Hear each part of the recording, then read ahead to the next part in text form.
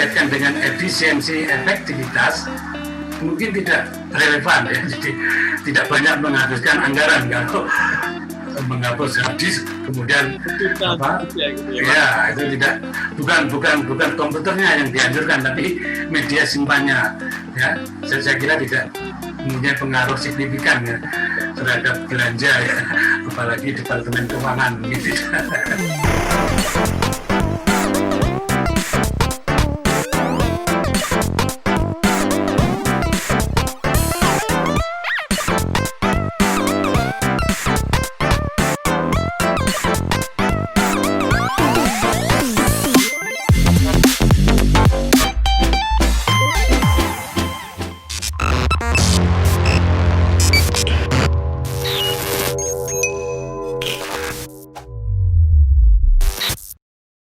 Assalamualaikum warahmatullahi wabarakatuh, rekan arsip sekalian. Selamat datang kembali dalam acara Ngosip, ngobrolin seputar arsip. Kembali lagi bersama saya Hardi. Dan dalam episode kali ini, kita akan membicarakan hal mengenai salah satu tema yang cukup menarik, yaitu arsip digital dalam dunia birokrasi. Nah, dalam kesempatan kali ini, kita sudah kedatangan salah seorang narasumber. Beliau adalah seorang praktisi kearsipan dan juga seorang akademisi kearsipan dari Universitas Gadjah Mada. Kita sambut beliau adalah Dr. Handas Mahmud Effendi M.Hum. Selamat pagi, Bapak. Selamat pagi, Mas Aldi. Apa kabar, Pak? Sehat, Pak? Tidak, sehat, Mas Aldi. Alhamdulillah. Jadi dalam kondisi COVID-19 ini tetap harus jaga kesehatan, ya, Pak? Iya, itu harus. Oke, jadi saya ucapkan terima kasih banyak buat Pak Mahmud yang sudah memberikan waktu dan kesempatan untuk hadir dalam acara podcast kita kali ini, Pak. Dalam tema ini tadi kan kita sudah sampaikan nih, Pak, kita akan membicarakan mengenai arsip digital dalam dunia birokrasi. Bapak sebagai seorang praktisi yang sudah lama terjun nih, Pak, dalam bidang kearsipan, kemudian juga Bapak mungkin sudah memberikan banyak konsultasi masalah kearsipan ataupun lain sebagainya dalam dunia kearsipan. Saat ini kan juga Bapak sudah mungkin pasti mengetahui mengenai tentang terbitnya Perpres 95 nih Pak, tahun 2018 tentang sistem pemerintahan berbasis elektronik yang mungkin saat ini memberikan suatu babak yang baru Pak dalam reformasi birokrasi di Indonesia gitu. Nah, hal ini pastikan akan mengubah suatu gaya Pak ya dari dunia birokrasi yang sebelumnya zaman arah konvensional yang banyak menggunakan kertas berim-berim gitu Pak ya. Sekarang semua dirubah menjadi ke arah bentuk digital saat ini. Jadi saat ini Pak banyak sekali pemerintahan atau banyak sekali kementerian ataupun pemerintah baik itu lingkup pusat ataupun daerah yang sudah mulai berusaha mengadaptasi nih Pak dalam kegiatan arsip digital itu sendiri.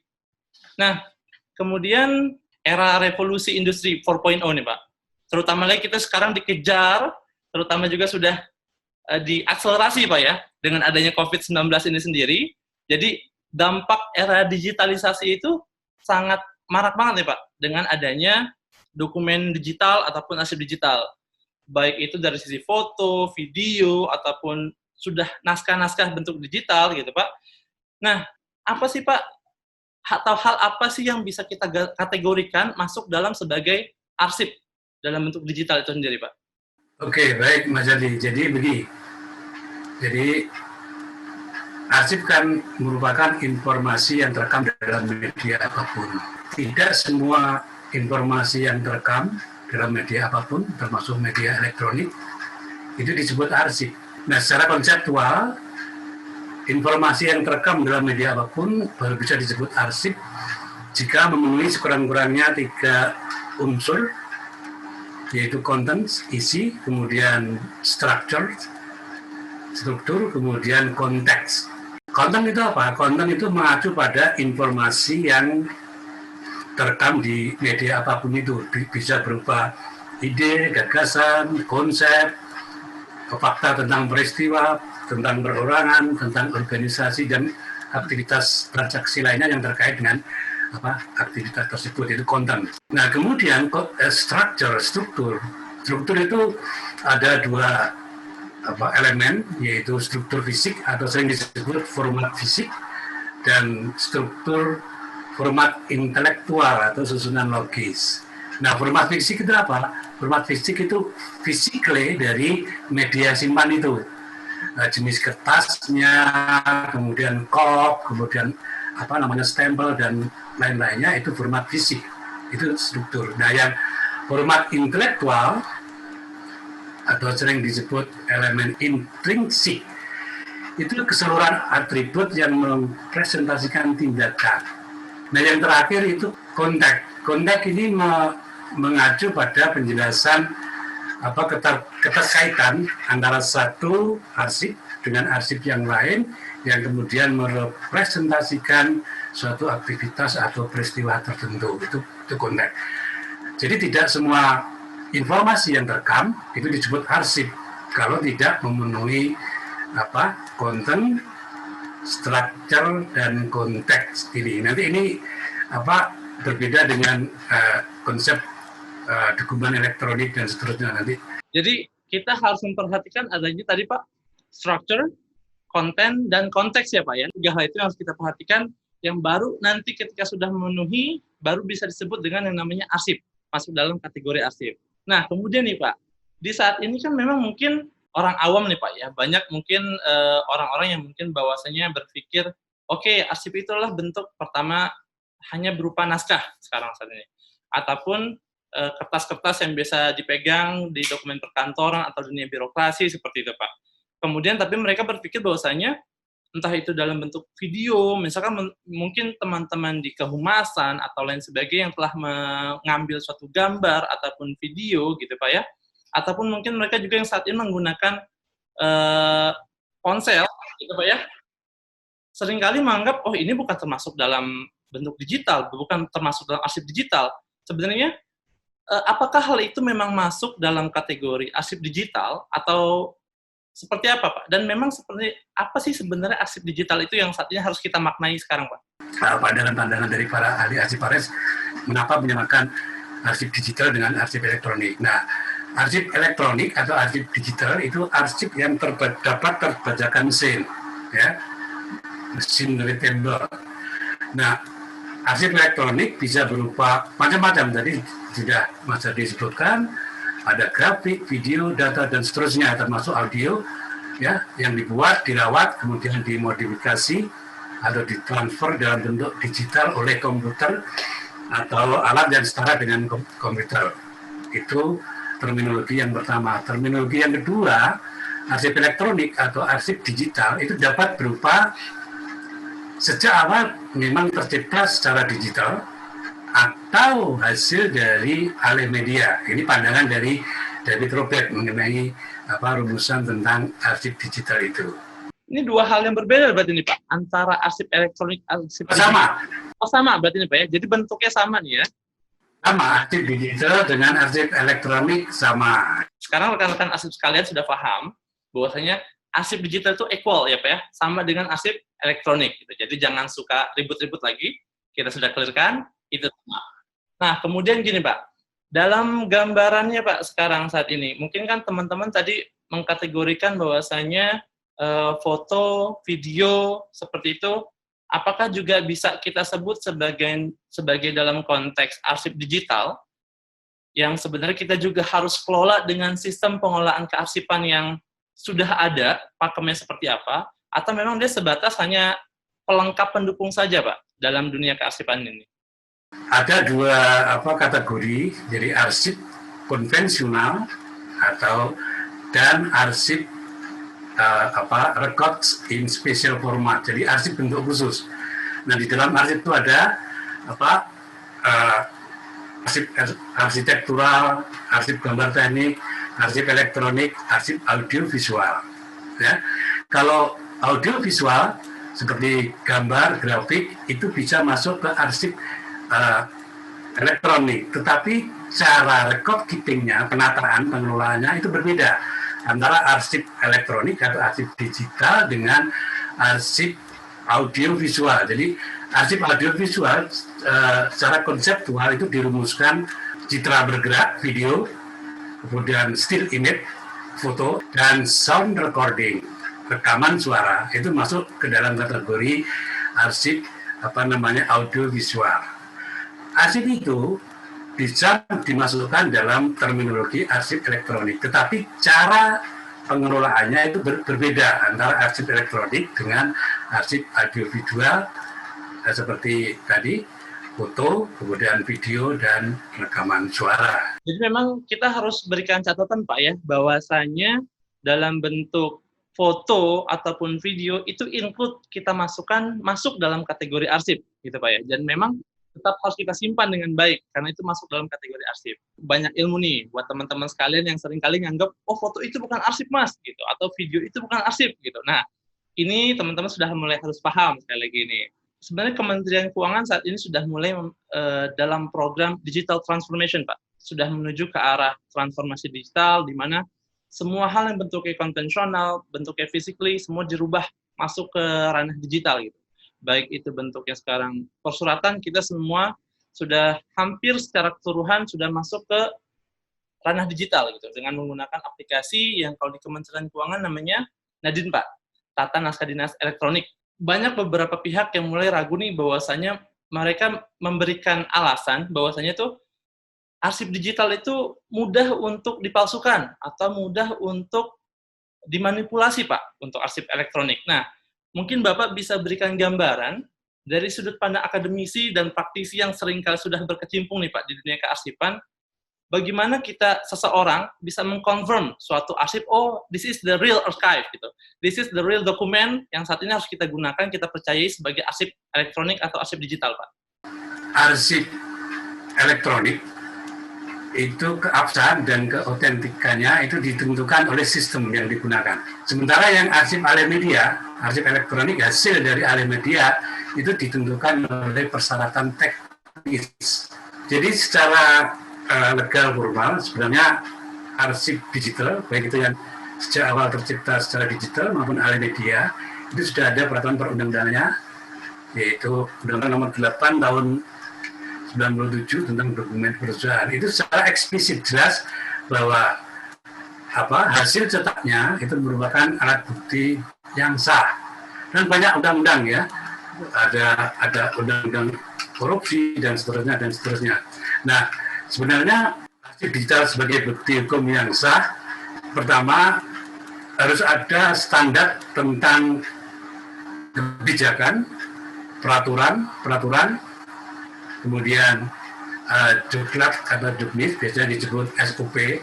Nah, biasanya standar ini digunakan untuk acuan mengenai misalnya tentang deskripsi mengenai cara pemindaian dan pemasukan data, deskripsi tentang bagaimana arsip yang sudah diinput, direvisi, diperbarui, dan dihapus, dan seterusnya. Kemudian manual software dan hardware-nya, deskripsi tentang indeks klasifikasi, kemudian kebijakan akses, lock and control, security, dan seterusnya, termasuk juga struktur dan isi data, penamaan file, konversi, sistem digital imaging, prosedur backup, prosedur disposisi, retention schedule, dan seterusnya. Jadi itu langkah-langkah awal yang dilakukan oleh satu corporate atau perusahaan untuk menjamin otentisitas dari arsip digital yang disimpan di perusahaan tersebut. Kemudian yang berikutnya, itu harus dilakukan kontrol yang namanya ada dokumen audit trail. Dokumen audit trail itu kontrol untuk menjamin otentisitas dari arsip digital. Itu berisi tentang sekurang-kurangnya kreator, siapa yang mencipta, siapa yang menerima, isinya apa, date of creation, kapan dicipta, date of revision kalau ada, tanggal direvisi, date of otorisasi itu siapa yang mengakses arsip itu, siapa yang tidak berhak, kemudian siapa yang berhak secara keseluruhan mengakses arsip digital, siapa yang berhak hanya sebagian mengakses arsip digital, dan seterusnya, itu terdokumentasi di dalam dokumen audit trail. Itu satu cara untuk menjaga otentitas dari arsip digital. Nah, pertanyaannya, apakah arsip digital itu sah digunakan sebagai alat bukti di pengadilan? Sah berdasarkan peraturan perundang-undangan. Itu banyak ya peraturan perundang-undangan.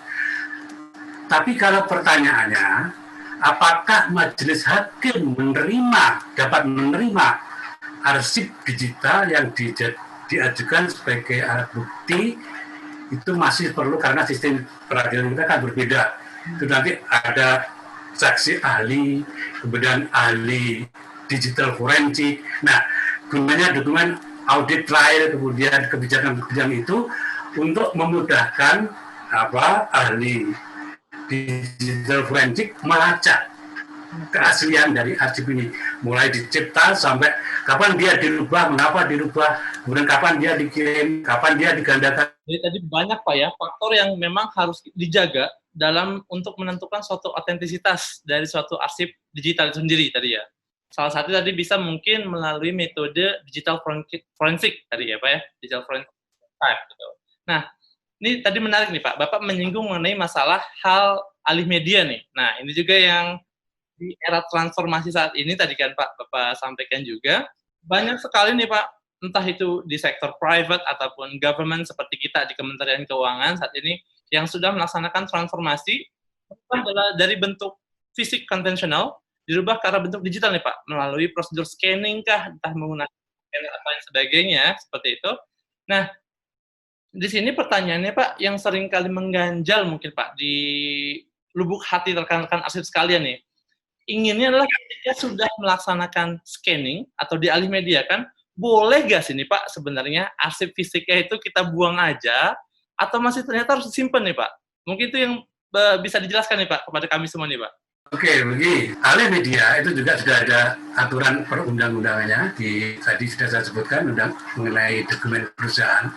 Tapi apakah arsip hasil alih media itu dapat dijadikan bukti hukum yang sah, itu juga dalam kenyataannya itu belum dapat dijadikan bukti hukum dan yang sah. Ya.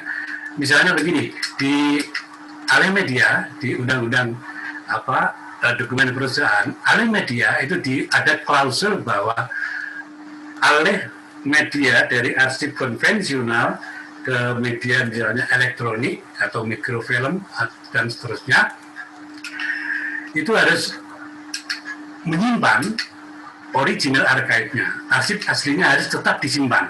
Dalam alih media itu juga perlu diperhatikan ini aspek-aspek tentang alih media. Ya.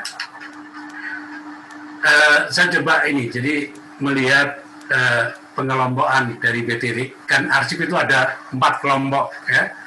Yang pertama yang disebut vital record, arsip vital. Ya. Arsip vital itu bisa stok, teks record, kontrak, macam-macam, itu arsip vital. Kemudian ada arsip kelas 2 atau important record. Ya, important record itu direktif, ya, misalnya purchase order, macam-macam ya untuk bank ini ya. Kemudian yang kategori ketiga itu useful record, arsip yang berguna ya. Misalnya ini bank statement itu masuk ke non-essential record. Jadi ini ya, ini misalnya surat undangan, kemudian pengumuman, macam-macam itu. Nah, untuk kategori yang keempat ini, yang non-essential record ini tidak perlu dialih mediakan. Kalau peristiwanya sudah selesai, undangan bisa dimusnahkan. Sekarang tergantung dari tidak semua arsip yang dialih mediakan itu bisa dijadikan alat bukti yang sah di pengadilan, walaupun di undang-undangnya mengatakan dapat dijadikan alat bukti yang sah, karena sistem peradilan kita berbeda dengan sistem peradilan yang ahli pidana atau ahli perdata untuk kasus-kasus pidana, untuk kasus-kasus perdata, termasuk juga mengundang pimpinan dari Creating Agency, lembaga pencipta arsip itu sendiri juga diundang untuk menjadi saksi ahli di sana. Nah, alih media itu ada 3 kepentingan atau kebutuhan yang perlu dipertimbangkan. Misalnya kebutuhan alat bukti, ya seperti misalnya transaksi, arsip transaksi. Ini karena pengamanan informasi. Ini kategori 1, kategori 2, kategori 3. Ini tetap dialih mediakan, tapi hanya untuk tujuan pengamanan informasi. Nah, kemudian yang ketiga, kebutuhan pelayanan kan arsip tidak hanya disimpan, tapi kan juga digunakan. Kalau alih media digunakan untuk kepentingan pelayanan, itu biasanya original archive-nya tetap disimpan, walaupun dia dalam bentuk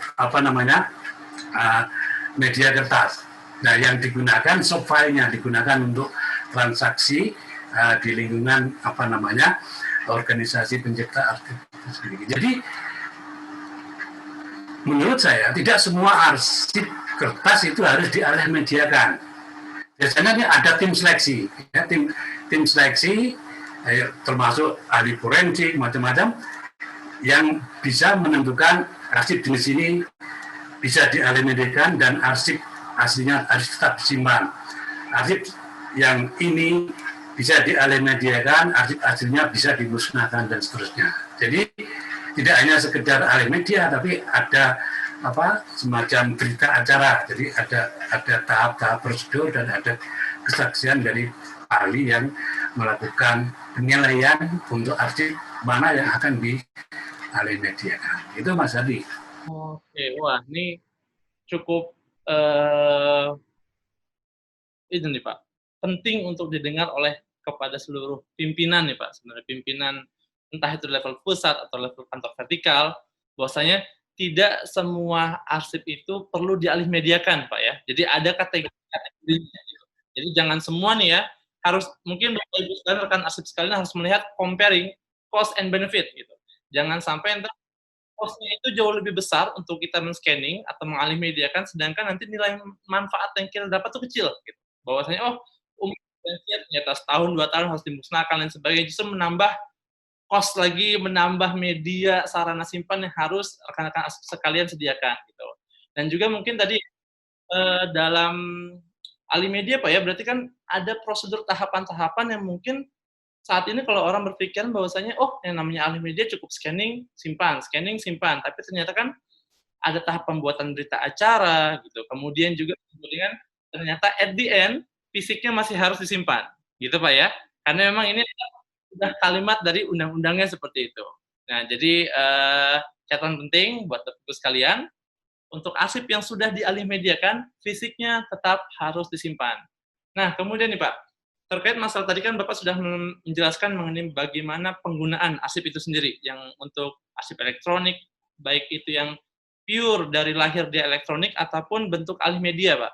Nah, sekarang kita masuk ke ranah preservasinya nih, Pak. Bagaimana sih sebenarnya, mungkin kalau misalkan kita konvensional, preservasi arsip, ya baiklah kita melaksanakan laminasi, kita melaksanakan pembersihan, lain sebagainya. Nah, untuk arsip bentuk digital ini gimana, Pak? Baiknya kita pelaksanaan preservasinya, Pak? Prinsipnya ada 3 komponen penting di dalam apa yang disebut long term preservation. Jadi yang pertama media renewal, ya, kemudian media copy, media transfer atau migration.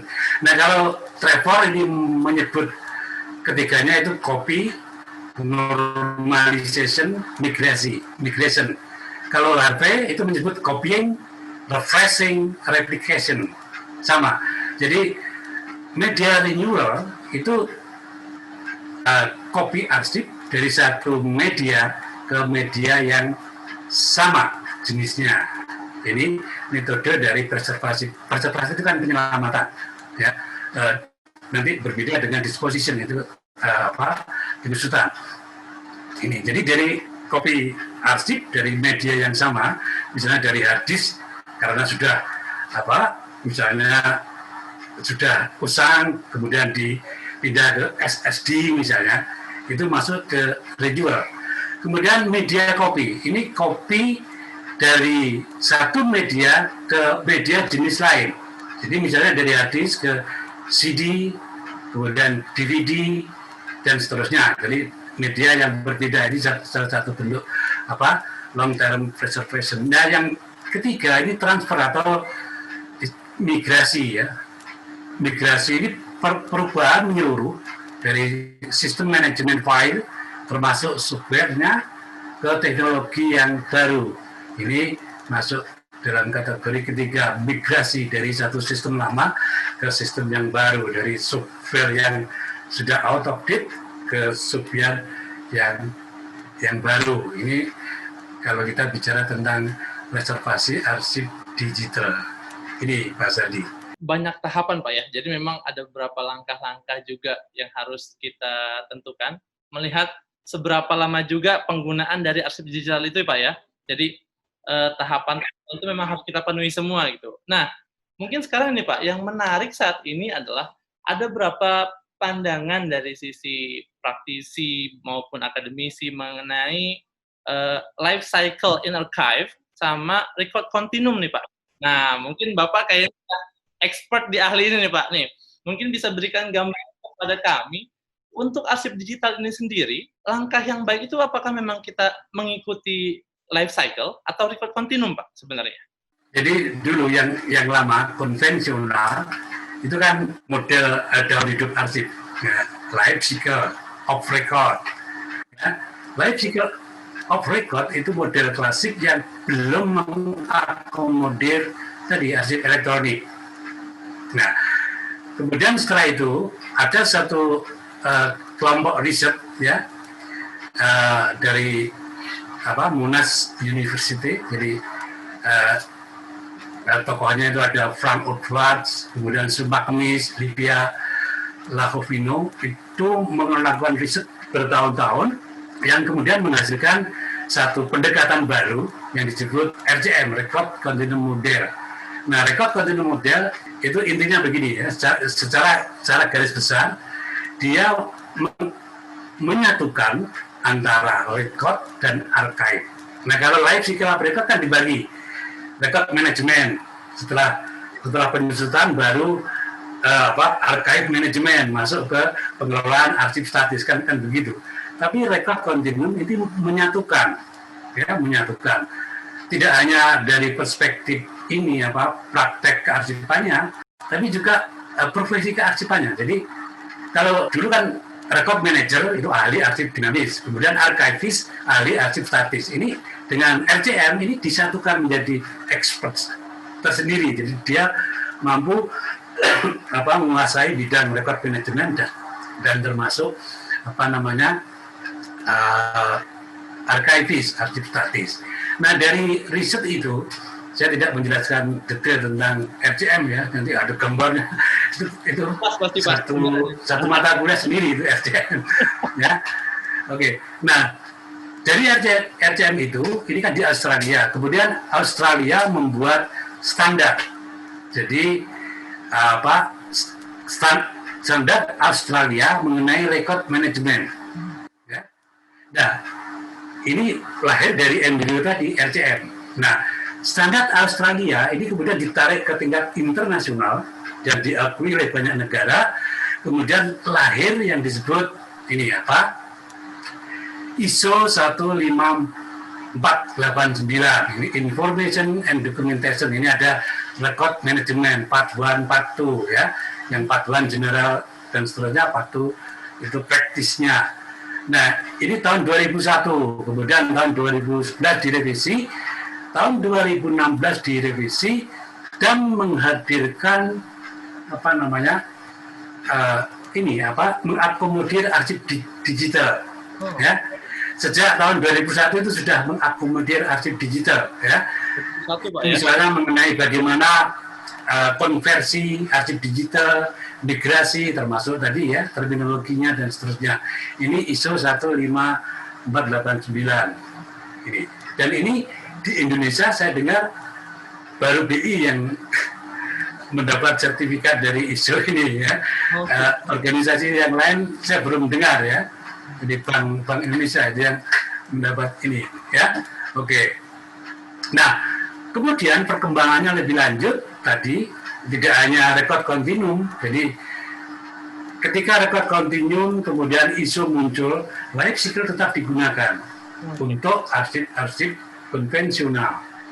Nah, kemudian yang untuk arsip digital ini sangat pesat sekali perkembangannya. Misalnya ini satu tulisan terbaru tahun 2007, tulisan Lina Bortoni, jadi Archive in Digital Age. itu menghadirkan misalnya untuk mendeskripsi dia standar, kemudian policy dan tool. Jadi standar misalnya ya, dulu arsip konvensional yang menggunakan live cycle of record untuk arsip statis itu kan menggunakan ini standar ISAC-G, International Standard Archival Description, G-nya itu general, itu untuk manual. Nah sekarang itu diadopsi, digunakan untuk membuat deskripsi arsip digital yang kemudian dinamakan metadata yang dinamakan EAD, jadi Encoded Archival Description. Ini embryonnya dari ISA. Kemudian lagi ada standar ini ya, the International Standard Archival Authority, the Code for Corporate Body, Person and Family, ISRAR, CPR. Ini juga ini kan untuk manual model life cycle. Ini sekarang dikembangkan untuk arsip digital ya, dan seterusnya seperti itu. Jadi banyak sekali perkembangan mengenai arsip digital setelah tahun 2000-an, setelah RCM itu lahir, kemudian ada ISO dan seterusnya yang mengakomodir perkembangan arsip digital. Sebenarnya Indonesia ini berarti kita mengimplementasi hybrid Pak ya, antara life cycle dengan record continuum. Di era transformasi ini berarti kan keduanya akan kita pakai berarti Pak ya. Jadi untuk yang iya, itu masih dipakai, Mas. Kan biasanya sering corporate itu hybrid ya.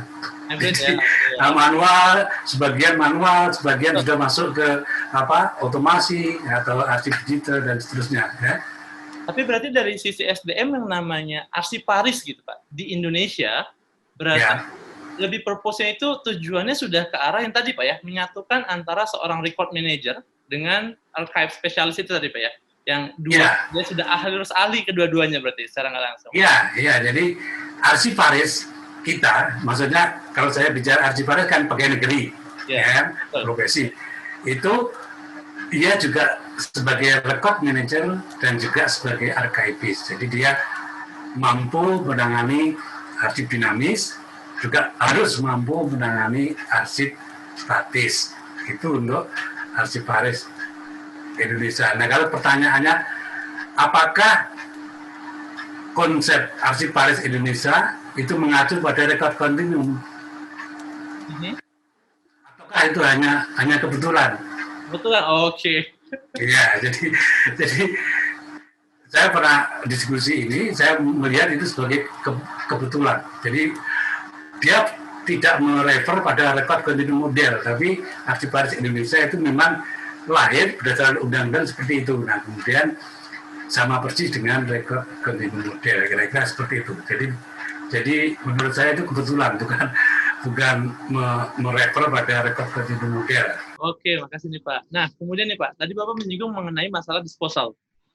Nah, arsip digital ini nih Pak, sebenarnya mungkin beberapa teman-teman sudah mulai berpikiran lebih jauh, gitu ya. Ini ketika arsip konvensional, oke, kita musnahkan dengan cara nanti setelah ada penetapan, kita bisa dengan cara kita bakar, dengan cara kita bubur atau lain sebagainya gitu Pak ya, untuk bentuk jenis kertasnya. Kemudian untuk how to dispose nih Pak, bagaimana cara kita memusnahkan untuk bentuk arsip digital ini sendiri Pak sebenarnya pada prakteknya. Karena mungkin beberapa orang yang berpendapat bahwasanya ketika ada arsip digital, apakah harus di-delete saja atau diapakan lagi? Jangan-jangan ntar itu bisa ditarik lagi Pak sebenarnya datanya. Bagaimana? Jadi begini, jadi konsep disposal itu kan dihancurkan atau dimusnahkan, ya. Kemudian ditransfer, dipindahkan, ya. Kemudian diserahkan. Kalau untuk arsip konvensional itu dimusnahkan, bisa dibakar dengan bahan kimia. Kemudian kalau dipindahkan itu dari arsip aktif, dinamis aktif ke inaktif, record center, ya. Itu kalau record center kan ada fisiknya. Nah kemudian yang terakhir diserahkan. Nah untuk arsip digital dalam konteks disposal ini hanya dikenal dua. Jadi disposal yang menyangkut logical dan disposal yang menyangkut physical. Jadi tergantung physical tergantung dari media simpannya. Kalau logical menghancurkan atau menghapus ya media yang termasuk purging, jadi pembersihan semua metadata, indeks, audit trail, arsip-arsip yang terkait dengan operasional sampai tidak dapat diakses kembali. Ini yang logika. Nah, di dalam banyak literatur media simpannya itu dihancurkan. Kalau hadis ya dihancurkan. Ini kalau logika ya. Tapi kalau disposal dalam konteks dipindahkan, ya misalnya digital record dinamis kemudian menjadi digital record inaktif, ini kan dipindahkan. Ini biasanya dari arsip media yang sudah tidak dapat direkonstruksi lagi, ini dipindah ke media baru, ya media baru macam-macam, ya termasuk media primer, termasuk backup datanya, backup media dan seterusnya. Ini yang disposal dalam konteks fisikal tadi, Mas Adi. Nah, tapi begini, kalau dikaitkan dengan efisiensi, efektivitas, mungkin tidak relevan ya. Jadi tidak banyak menghabiskan anggaran kalau menghapus hadis kemudian itu tidak bukan komputernya yang dihancurkan tapi media simpannya ya. Saya kira tidak mempunyai pengaruh signifikan ya terhadap belanja ya, apalagi Departemen Keuangan gitu. Itu Mas Adi. Jadi kesimpulannya menurut Bapak adalah how to dispose itu adalah untuk arsip digital ya kita memusnahkan media simpannya berarti kan Pak ya, karena mau nggak mau ya betul, salah satu langkah yang terpaling aman, tidak mungkin bisa kita rekonstruksi kembali untuk arsip digital. Ya.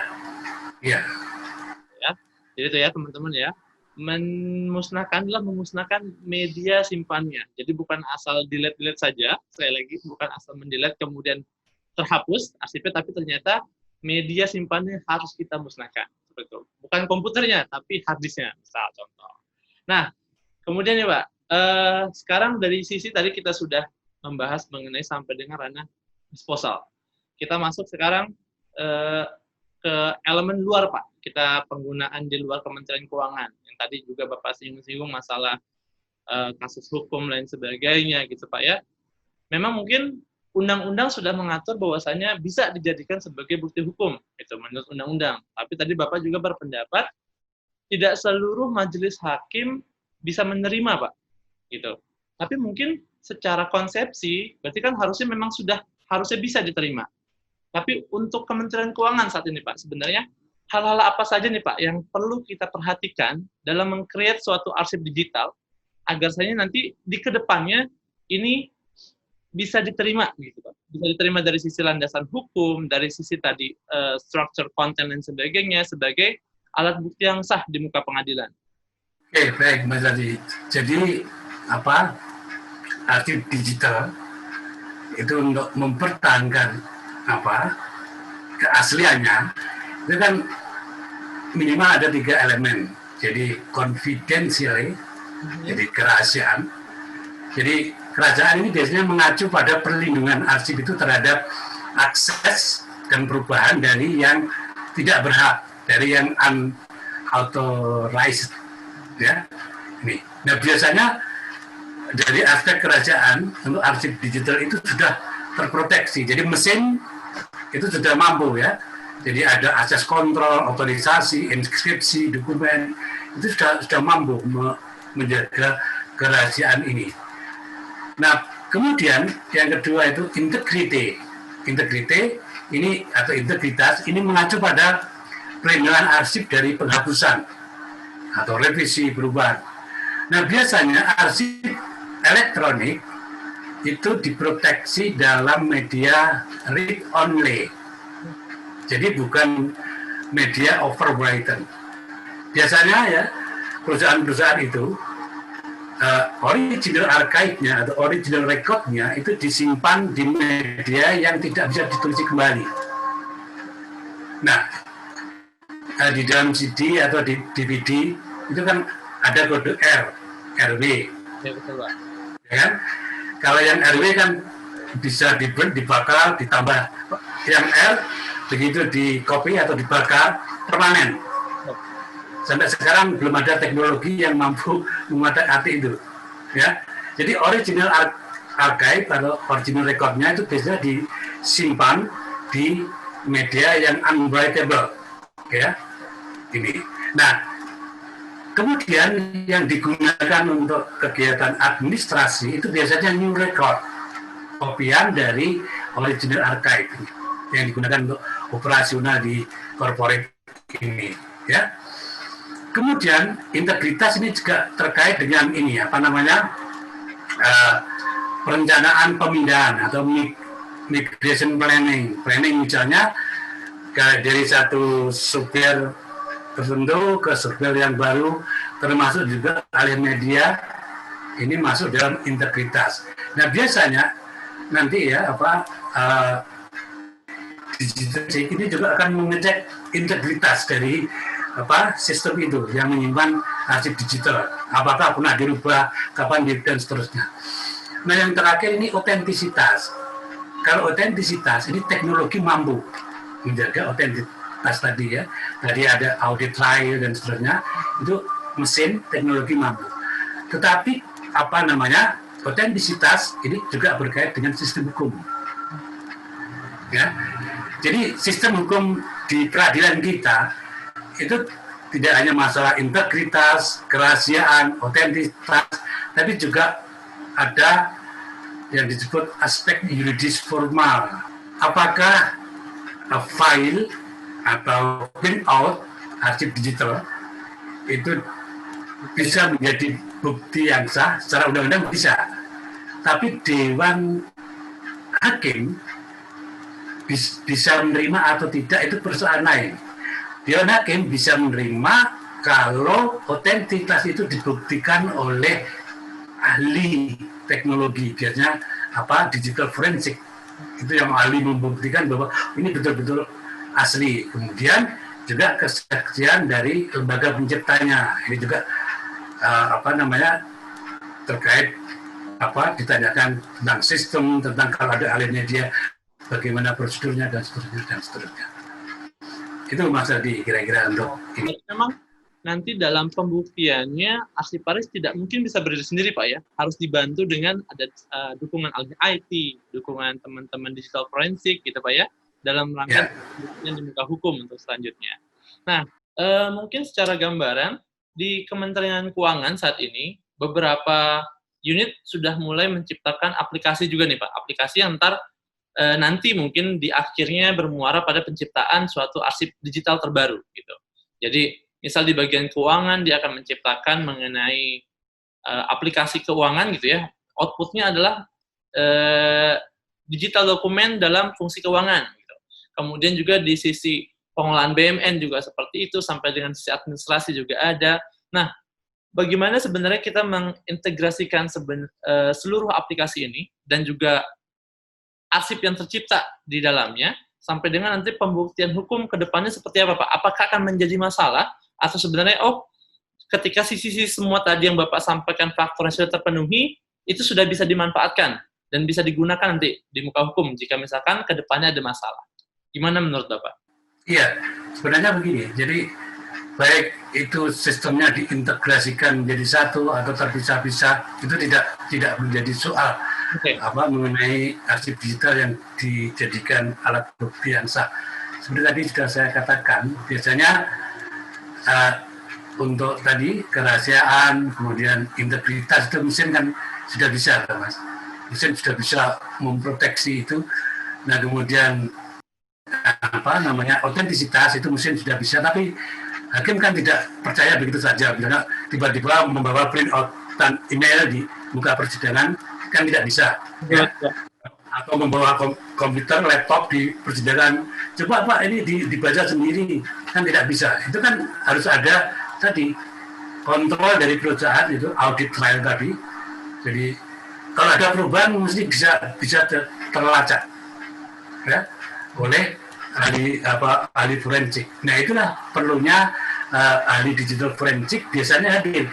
Biasanya di kepolisian itu sudah sangat mahir ya untuk mengecek ini original atau tidak untuk arsip digital itu sudah ada di kepolisian. Nah biasanya Andri juga minta bantuan ke kepolisian untuk menguji apakah arsip elektronik ini otentik atau tidak.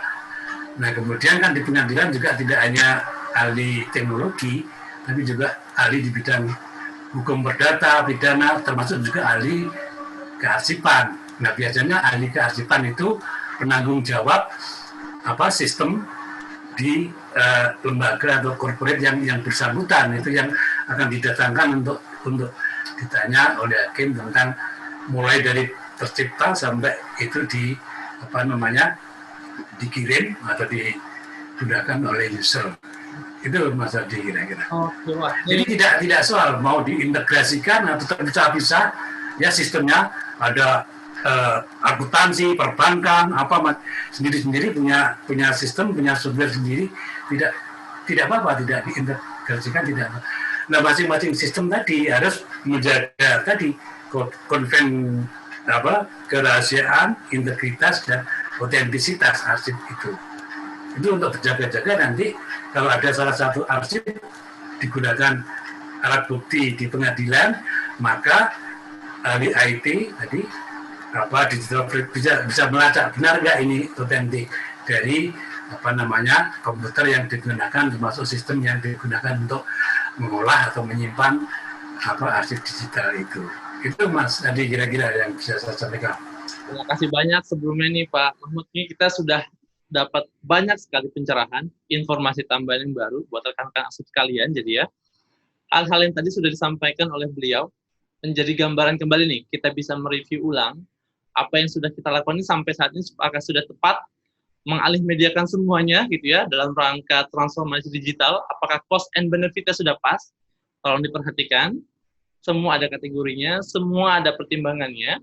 Dan sekali lagi kami ucapkan terima kasih buat Pak Mahmud. Semoga selalu sehat terus Pak, ya. Jaga kesehatan. Ya, alhamdulillah, saat ini gitu ya Pak ya. Oke. Salam buat keluarga Bapak semuanya. Waalaikumsalam. Ya, demikian rekan arsip tadi pembahasan kita dengan seorang praktisi dan akademisi kearsipan Universitas Gadjah Mada. Semoga apa yang sudah kita sampaikan, kita bahas hari ini dapat menjadi ilmu yang bermanfaat untuk rekan-rekan arsip sekalian dan dapat diimplementasikan di kantor rekan-rekan arsip sekalian. Oke, so still keep and watching us di acara Ngosip, ngobrolin seputar arsip karena kita bicara fakta bukan kata-kata. Assalamualaikum warahmatullahi wabarakatuh.